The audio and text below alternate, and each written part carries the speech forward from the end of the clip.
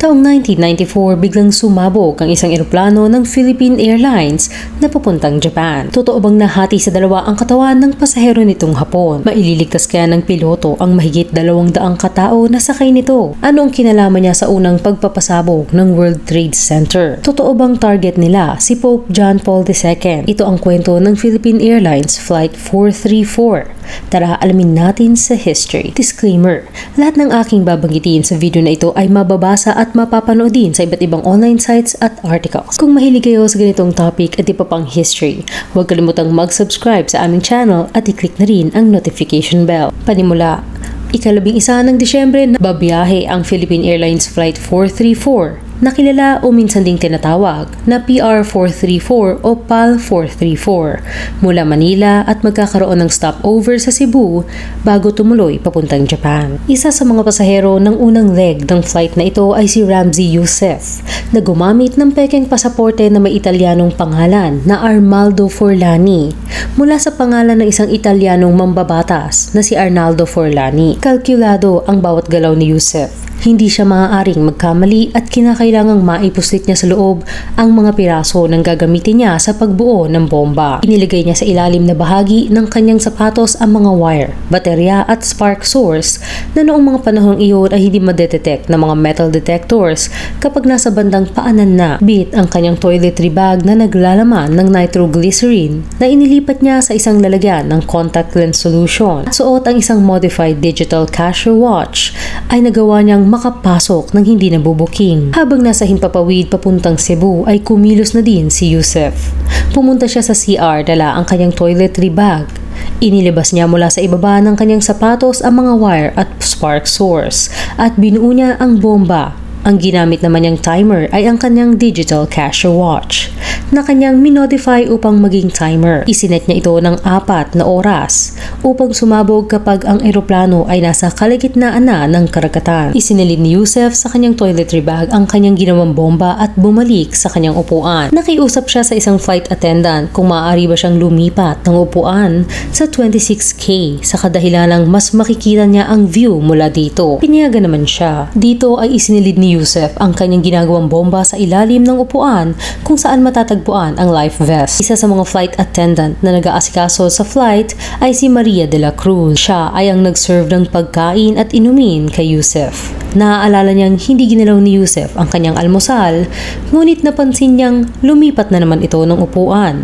Ngunit hindi na ito binanggit sa kapalitan nilang crew. Matapos ang 1 oras at 15 minuto ay lumapag na ang PAL 434 bandang 6:50 AM sa Cebu.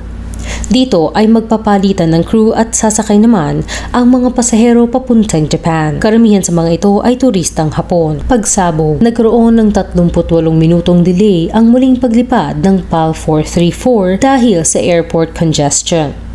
8:38 AM pa ito muling nakalipad sa himpapawid patungo sa Narita Airport sa Tokyo, Japan. 4 na oras at kalahati ang tinatansyang itatagal ng biyahe. Sakay nito ang 293 na katao. 273 sa mga ito ay pasahero at karamihan sa mga ito ay turistang Hapon. Kasama na dito si Engineer Haruki Ikegami, isang 24 na taong gulang na Japanese industrial sewing machine maker. Pumunta siya sa Cebu para sa isang business trip. At ito ang kanyang unang trip sa ibang bansa at sabik na siyang makauwi sa Japan. Siya ang uukupa sa window seat number 26K sa bandang kanan ng eroplano. Karamihan sa mga pasahero ay mga magkakatrabahong Hapon na kasama sa isang business tour group. Nasa 20 naman ang mga crew ng eroplano.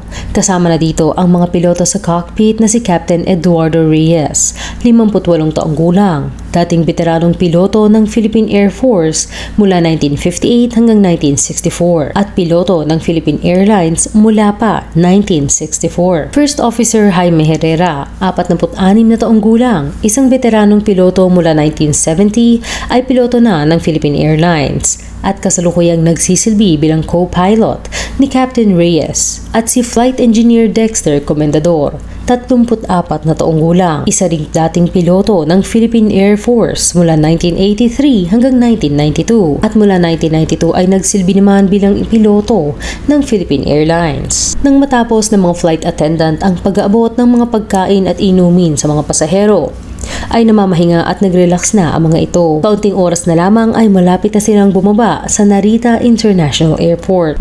Ngunit pagdating nila sa bandang Minami Daito Island, bandang 11 AM ay bigla na lamang sumabog ang kinauupuan ni Ikagami na seat number 26K.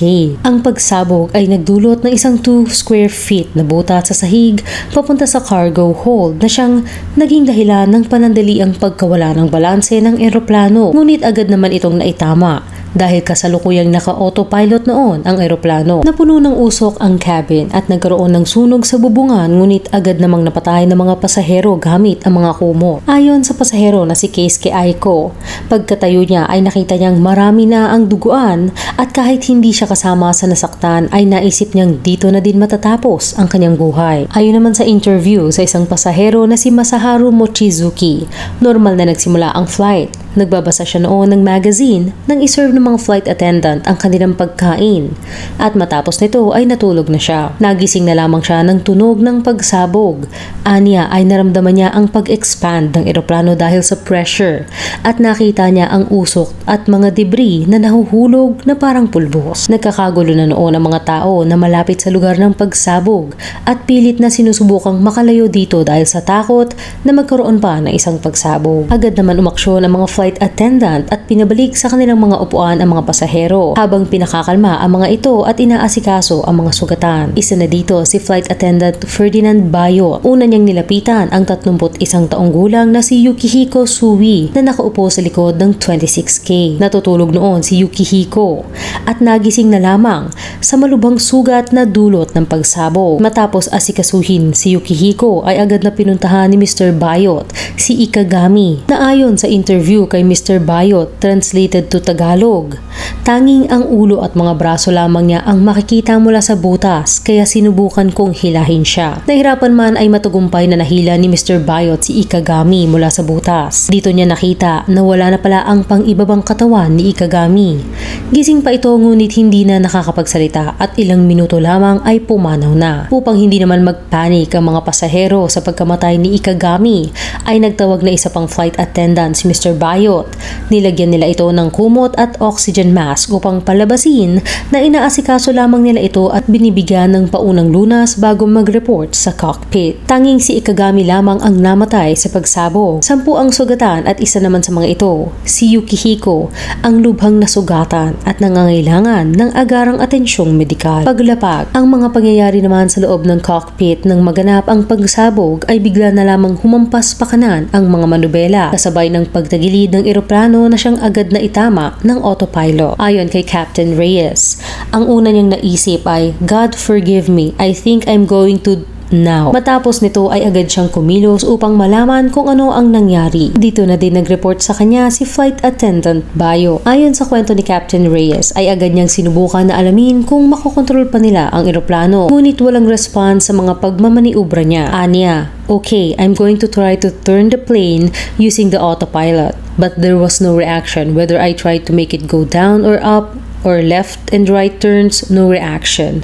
I said, "Now we have a problem." Agad niyang inatasan si Systems Engineer Dexter Comendador na silipin at alamin kung ano ang naging pinsala sa eroplano. Pagkabalik niya ay inireport niya ang butas sa sahig ng cabin pero hindi nabutas ang pader na siyang magtataas ng posibilidad na hindi sila tuluyang tumagilid at mawalan ng control. Kinakailangan na nilang mailapag ang eroplano sa lalong madaling panahon upang mailigtas ang lahat ng natitirang buhay, lalo na at may isa pang pasahero na malubha ang tinamang sugat at nangangailangan ng agarang medikal na atensyon. Inatasan niya si First Officer Jaime Herrera na magsagawa ng isang mayday call upang humiling ng emergency landing sa Naha Airport sa may Okinawa Island malapit sa Okinawa Prefecture. Ang mayday ay isang salitang ginagamit at naiintindihan internationally bilang distress call o paghingi ng tulong kapag may emergency o anumang panganib sa buhay at kaligtasan. Karaniwang itong ginagamit sa mga eroplano at barko. Magkatulong na nakipag-usap sina Captain Reyes at First Officer Herrera ngunit nagkaroon ng problema sa kanilang komunikasyon. Ang mga air traffic controller sa Naha ay hindi nagsasalita ng Ingles at ang mga nasa cockpit naman ng PAL 434 ay hindi nakakapagsalita ng Hapon.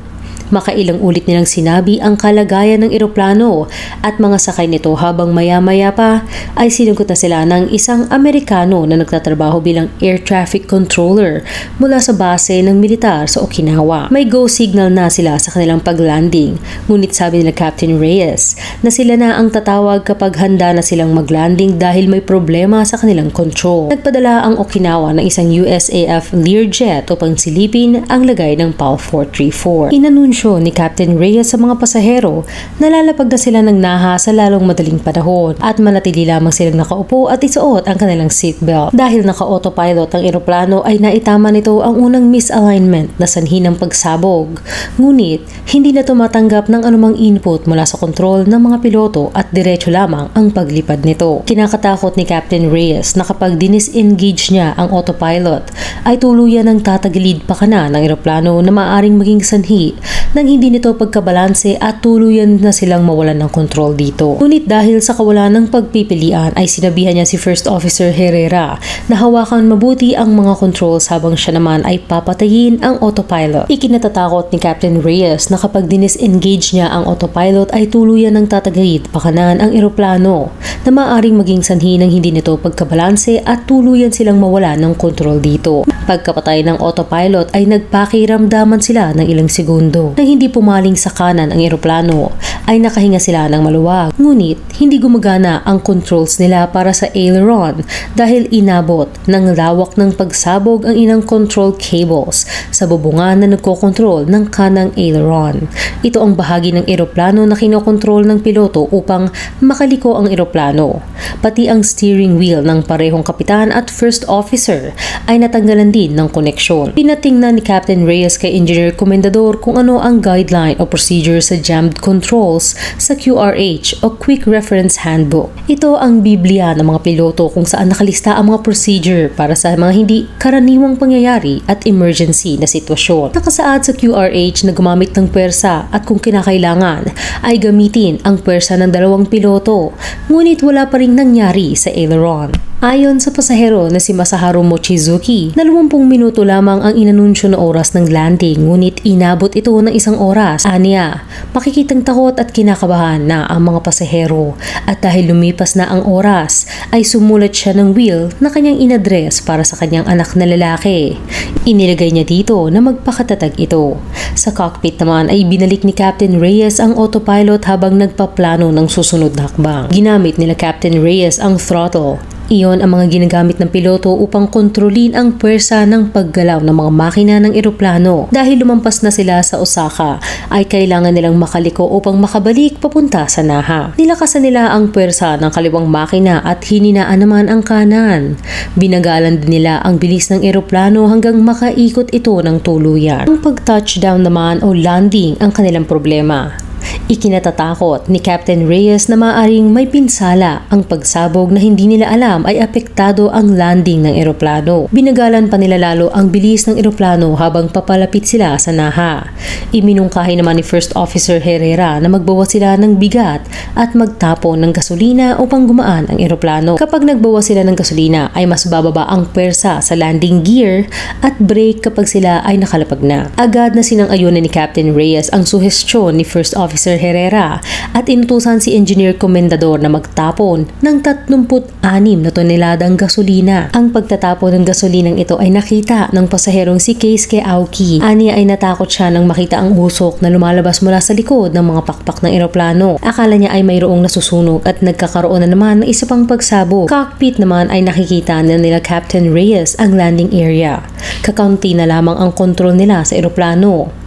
Hindi pa rin sigurado kung bababa ang landing gear at magagawa ba nitong kayanin ang paglanding ng eroplano. Dahil hindi pa rin klaro kung naapektuhan din ba ito ng pagsabog. Inatasan ni Captain Reyes ang mga kasama niya sa cockpit na pag-igihan ang higpit ng kanilang seatbelt at kung sakaling mag-collapse ang gear habang naglalanding sila ay maghanda sa pag-evacuate. Ang huling command ni Captain Reyes ay pull at sabay-sabay nilang hinila ang manubela ng eroplano. Ganap na 12:45 PM ay nakalapag ang PAL 434 sa Naha Airport. Nagpalakpakan ang mga pasahero na sa wakas ay nakahinga na ng maluwag. 272 Dalawa ang nakaligtas na mga pasahero at crew. Makakauwi silang muli sa kanilang pamilya. Tanging si Haruki Ikegami lamang na siyang sumalo ng lakas ng pagsabog ang hindi nakabalik ng buhay. Investigasyon. Ang Boeing 747 o eroplano na ginamit para sa PAL Flight 434 ay isa ng crime scene sa ilalim ng jurisdiction ng Japan. Una nilang tinuunan ng atensyon ang katawan ng nag-iisang nasawi sa pagsabog na si Ikegami bago kinolekta ang iba pang mga ebidensya. Hindi na-identify ng Okinawa forensic investigators ang ginamit na detonator para sa bomba. Ngunit, base sa masusing pagbubuo nila ng mga bagay na hindi parte ng eroplano, ay nalaman nilang isang modified digital wristwatch ang ginamit na timer at ang isang 9-volt battery ng bomba ay sa Pilipinas lamang ibinibenta. Ilan pa sa mga dahilan kung bakit nakaligtas ang biyahe ng PAL 434 ay: Number 1, ang 38-minute delay ay nakatulong upang sila ay maging mas malapit sa isang diversion airport kaysa sa tinatansya ni Yusef na nasa kalagitnaan sila ng karagatan. Number 2, ang pagsabog ay pataas imbis na pahalang. Karamihan ng puwersa ng pagsabog pataas ay sinalo ng katawan ni Ikegami kahit pa natamaan ang ilang control cable sa bubungan ng cabin. Kung ito ay pahalang, maaaring nagkaroon ng butas ang eroplano sa tagiliran na maaaring tuluyang nagpabagsak dito. Number 3, nagkamali ng tansya si Yusef sa paglalagay ng bomba. Karamihan ng Boeing 747 ay nasa gitna ang tangke. Pinili ni Yusef ang 26K, ang gitnang parte ng eroplano. Ngunit, dahil sa cabin configuration na ginamit ng Boeing 747 para sa PAL Flight 434, ay dalawang upuan pa sa likod ng 26K matatagpuan ang fuel tank. Ang mga investigador naman sa Pilipinas ay pinatunayan na ang baterya ay galing nga sa ating bansa, pati na rin ang ilan pang mga parte ng bomba. Indikasyon na maaaring ang gumawa nito ay nakabase sa Pilipinas. Pagkahuli, ayon kay PNP Chief Avelino Sani Razon, sa huling bahagi ng 1944 ay nagsisimula na daw silang makatanggap ng impormasyon na mayroong mga personalidad mula sa Middle East na miyembro ng grupong Al-Qaeda ang posibleng nakabase sa Pilipinas na nagpaplano ng ilang pang mga atake. Gabi ng ika-6 ng Enero 1995, kasama ang isang kasabwat ay gumagawa pa ng mas marami at mas malakas na bomba si Yusef sa kanilang nirerentahang room 603 ng Doña Josefa apartment. Ngunit nagkaroon sila ng maling kalkulasyon sa mga kemikal na kanilang pinaghahalo. Nagkaroon ng maliit na sunog sa kanilang kwarto. Agad naman nila itong napatay, ngunit nagdulot ng maraming usok. Napilitang lumabas ang dalawa mula sa kanilang apartment. Nakuha nito ang atensyon ng isang bantay sa apartment na agad pinuntahan ang kwarto ng dalawa. Sa labas ng pituan ay nag-usap sila at sinabi ng dalawa na naglalaro lamang sila ng mga paputok at wala na daw problema dahil napatay na nila ito. Pinabumuksan ng bantay ang pinto, ngunit tumanggi ang dalawa dahil lalabas daw ang usok sa hallway. Lumabas ang dalawa sa building at nagdesisyon na maghintay sa labas ng building hanggang mawala ang usok. Hindi naman naniwala ang bantay sa kanilang rason kaya tumawag ito ng bumbero at pulis. Wala ng usok nang dumating ang mga bumbero sa lugar na umalis din agad matapos ang mabilis na pag-check. Naalala ni Yusef na naiwan nila ang mga mahahalagang materyales at laptop sa loob ng kwarto kaya pinabalik niya ang kanyang kasabwat upang kuhain ito. Sa police station naman ng Manila Police Station 9 ay sumilip sa bintana si Senior Police Inspector Aida D. Fariscal upang silipin kung may aktibong sunog ba sa pinakataas na level ng gusali. Ngunit kahit wala ay pinadispatch pa rin niya si Patrolman Ariel Fernandez upang silipin ang kalagayan doon. Bumalik sa kanya si Patrolman Fernandez at sinabing mga Pakistani lamang ito na naglalaro ng paputok. Pero nang malaman ni Inspector Fariscal na mga Pakistani ito, ay kinutuban siya dahil naka-high alert sila sa seguridad ni Pope John Paul II na nalalapit ang pagbisita at isa pa ay kadadaan lamang noon ng isang bagyo. Nilakad niya kasama si Patrolman Fernandez ang Doña Josefa Building.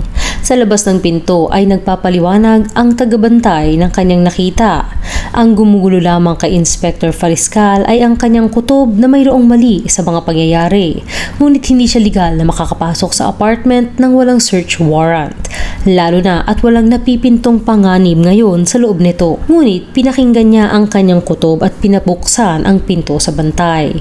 Unang tumambad sa kanila ay ang 4 na hot plate, pakete ng mga bulak na nakababad sa isang mabaho at kulay beige na solution. Kasunod nito ang mga clear plastic container containers na iba-iba ang sukat at hugis na naglalaman ng kemikal mula Germany at Pakistan. Mga kable ng kuryente na kulay blue, yellow at red. Namataan naman ng bantay ng building ang kasabwat na pinabalik ni Yusef upang kuhain ang mahalagang kagamitan at laptop. Agad siyang itinuro ng bantay at agad siyang hinablot ni Patrolman Fernandez. Ahmed Said ang pangalan na ipinakilala ng suspect, isang piloto. Sinabi niya na pupunta sana siya sa presinto upang magpaliwanag tungkol sa usok mula sa mga paputok. Maya-maya pa sa labas ay nakita ng bantay si Yusef at itinuro sa dalawang pulis. Kalmadong nakikipag-usap sa telepono habang naninigarilyo. Habang papalapit si Inspector Fariscal ay nagkatinginan sila ni Yusef at tumakbo ito palayo. Kasabay nito ay tumakbo din si Said dahil mas malayo at nawala na sa dami ng tao si Yusef ay si Said ang hinabol ng dalawang pulis. Pinaputukan ni Patrolman Fernandez ang direksyon ni Said. Sa gulat nito ay natapilok siya sa isang puno na natumba sa dumaang bagyo. Tuluyang nakatakas si Yusef habang si Said naman ay nadakip ng mga pulis. Ngunit pareho silang walang dalang posas kaya naman binigay ng bantay ang tali mula sa kanyang jacket upang magamit panali kay Said. Nag-alok ng $2,000. Si Said kapalit ng pagpapalaya sa kanya. Isang halagang hindi inaabot ng isang taong kita ng karamihan sa mga pulis sa Manila noong panahong iyon. Ngunit tumanggi sina Inspector Fariscal at Postman Fernandez. Dinala si Said sa presinto kung saan ipinagpipilitan pa rin niyang isa siyang turista na nabisita lamang sa kanyang kaibigan na ang negosyo ay ang pag-import at export ng mga kemikal. Alam ni Inspector Fariscal sa kanyang sarili na isang terorista ang kanilang nadakip. Malakas ang kutob niya na target ng mga ito ay tumba si Pope John Paul II sa pagbisita nito. Ang Doña Josefa Building kasi bagamat hindi marangyang tirahan ay napapanatiling maayos at malinis. Madalas itong rentahan ng mga turista mula sa Middle East. Isang bloke lamang ang layo nito mula sa Papal Nunciature kung saan mananatili si Pope John Paul II. Tama nga ang hinala ni Inspector Fariscal. Nang samahan niya pabalik ang isang bomb squad ay nakita nila ang isang larawan ni Pope na nakasiksik sa tagiliran ng isang salamin. Katabi nito ang isang bagong crucifix, rosary at Biblia. Dalawang mapa ng kalye sa Maynila na may plano ng ruta ng Papal Motorcade, dalawang de-remote na brass pipe na bomba at isang mensahe sa telepono mula sa isang sastre na sinasabihang gawa na ang clerical robe na in-order ni Said mula sa kanya at handa na para sa fitting. Kitang-kita na ang plano nila ay mayroong isang magbibihis bilang isang pare upang makapagpuslit ng bomba papalapit kay Pope. Sa dami ng kemikal at iba pang panggawa doon ay klaro na mayroon pang mas ambisyosong plano ang gumagawa nito at nagsisimula ng i-mass produce ang kanyang produkto. Nakita din ng mga investigador ang ilang peking ID kung saan bawat isa ay iba ang pangalan ni Yusef at may kakaunting pagkakaiba lamang sa larawan. Naroon din ang isang chemical dictionary na mayroong indikasyon na madalas itong gamitin. Mayroong mga highlight, notes at halos 100 fingerprints na matitrace pabalik kay Yusef. Naroon din ang ilang digital cashier wallet. Ang nahuling kasabot naman ni Yusef na si Ahmed Said ay nadiskubre ng mga pulis na ang totoong pangalan ay Abdul Hakim Murad. Ayon sa interview kay PNP Chief Razon, napilitan lamang itong magsalita nang magbigay na din ang FBI ng karagdagang impormasyon at piraso ng mga ebidensya. Kaya dito na niya ikinuwento kung paano ginawa ni Yusef ang atake niya sa PAL 434. Isa sa mga mas matataas na opisyal na unang dumating sa Doña Josefa apartment ay si PNP Chief Avelino Razon. Aniya sa isang interview, incident at the Doña Josefa apartment was the breakthrough in opening our eyes that the Al-Qaeda terrorist cell was already operating here in the Philippines. Alam ng lokal na kapulisan na ang isang malaking organisasyon ang kanilang natuklasan. Ipinagbigay alam nila ito sa Interpol, Scotland Yard at FBI. Nang makarating naman ang balita ng raid kay New York FBI Special Agent Frank Pellegrino, 2 taon na niyang hinahanap si Ramzi Yusef. Naisip niyang baka ito na nga ang taong iyon. Sinabi niya sa isang interview, "He was always our focus since 93. At that time, he was the biggest fugitive around." Si Yusef ay ipinanganak sa Kuwait. Ang kanyang ama ay isang Pakistani at ang kanyang ina naman ay isang Palestina. Noong siya ay 18 taong gulang, ay bumalik sila sa Pakistan. Dito ay nagpakasal si Yusef at nagkaroon ng 2 anak. Sa pagitan nito ay pinadala siya ng kanyang mga magulang sa Britanya, kung saan nag-aral siya sa Swansea Institute sa Wales ng Electrical Engineering at kurso sa computer. Nag-aral din siya sa Oxford College upang mapagbuti pa ang kanyang Ingles. Matapos ng 4 na taon ay nakagraduate siya at bumalik sa kanilang bansa taong 1992. Agad na ginamit ni Yusef ang mga bago niyang kaalaman sa paggawa ng bomba upang turuan ang mga militanteng grupo na may training camp doon. Setyembre 1992, lumipad si Yusef mula Pakistan papuntang New York upang maghanda sa kanyang pag-atake doon. Isang pekeng Iraqi passport ang ipinresenta niya pagdating niya sa JFK International Airport at humingi ng political asylum kay Saddam Hussein, dating Pangulo ng Iraq. Gumana naman ang kanyang plano at nakapasok siya sa bansa. Makalipas ang 6 na buwan, noong ika-26 ng Pebrero 1993, itinanim ni Yusef ang 689 kilograms ng ginawa niyang bomba sa loob ng isang truck. Dinala ito ng isa sa mga kasabot niya at matagumpay na naipasok sa underground na garahe sa North Tower ng World Trade Center. Ang plano ay pasasabugin ang North Tower at pagtumba nito ay sasalpok naman sa South Tower upang gumuho ang parehong gusali at kitilin ang libu-libong mga tao na naroon sa loob. Ngunit hindi ito nangyari. Nagbukas lamang ng 30 metro sa 5 sub-level ang pagsabog. 6 na tao ang nasawi, mahigit 1,000 ang nasugatan. Gabi ng araw na iyon ay lumipad si Yusef pabalik ng Pakistan. Sumunod niyang plano ay ang pagpapasabog ng eroplano sa Pilipinas. Ito na nga ang PAL 434. Matapos ito ay pinapunta niya ng Pilipinas ang kanyang kaibigan at kababata na si Abdul Hakim Murad upang tulungan siya sa paggawa ng mas marami pang pasabog. 2 linggo lamang mula nang makarating si Abdul Hakim ay nahuli siya ng mga kapulisan. Sa kanya din nanggaling ang isang nakakagulat at nakakatakot na impormasyon. Ang ginawang pagpapasabog sa PAL 434 ay isa lamang test run o sinusubukan lamang ni Yusef kung ano ang epekto at papaano maipupuslit ng hindi natutuklasan ang kanyang nilikhang pasabog. Ang ginamit ni Yusef sa PAL 434 ay mayroon lamang lakas na 1/10 sa pinakabomba na plano niyang gamitin para sa iba pang pasabog. Nang mahuli si Abdul Hakim, ay agad na tumakas pabalik ng Pakistan si Ramzi Yusef. Ang laptop naman na gustong-gustong pabalikan ni Yusef sa kanyang kaibigan na si Abdul Hakim ay binusisi ng FBI. At dito nila nakita ang malaking plano ni Yusef sa isang secret files folder at tinatawag itong Project Bojinka na sinasabing ginawa ni Yusef kasama ang kanyang tiyuhin sa ina na si Khalid Sheikh Mohammed, isang senior Al-Qaeda member. Ang Bojinka ay mula sa salitang Serbo-Croatian na salitang ibig sabihin ay malakas na pagsabog. Kilala din ang planong ito bilang Oplan Bojinka. Ang Project Bojinka ay naglalaman ng 3 plano. Una, pagpapatumba kay Pope John Paul II sa pagbisita nito sa Pilipinas. Isang volunteer ang magpapanggap bilang pare at papasabugin ang bomba kapag nakalapit na ang pare dito sa kanyang motorcade. Ikalawa, 5 terorista na mga alias lamang ang pangalan ay maglalagay ng bomba sa 11 eroplano. Lahat ng mga flight ay magmumula sa Asia papuntang United States at magkakaroon ng stopover kung saan ang mga kasabwat, kasama na si Yusef, ay sasakay sa eroplano. Magpaplanta ng bomba sa ilalim ng life vest, bababa sa stopover at babalik ng Pakistan. Mula naman sa stopover, ang lahat ng eroplano ay papunta sa United States at nakatimer ito na sasabog pagdating ng eroplano sa Pacific Ocean o kaya naman ay sa South China Sea.